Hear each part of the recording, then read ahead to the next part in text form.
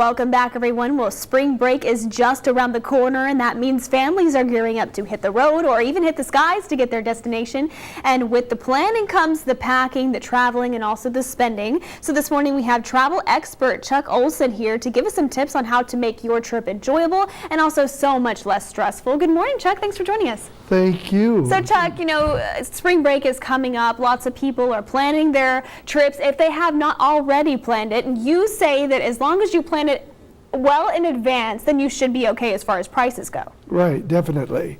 And you're talking about stressful. Oh, yes. If you're going to start planning right now to go in a couple of weeks, you've created stress. You have, because not only is it way more expensive, you're having to rush to get all these plans taken care of. So what do you recommend people to do whenever people come and ask you about this? Well, we'll do our very best to get a very good price and so forth. And as we were talking earlier, we like to have people do their research on the internet, but then come to us because we can really help in many ways to take that stress out of trying to find it and nail everything down. Let us do that for you, and we'll put together a very nice package. We're your advocate if something goes wrong.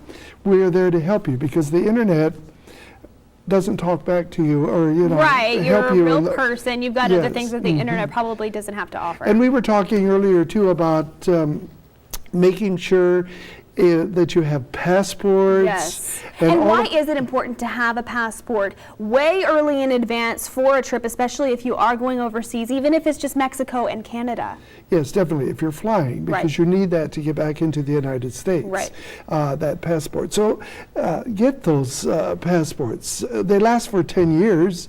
But it takes a while to get them in. Oh, yes, definitely. Give yourself at least 2 months or so.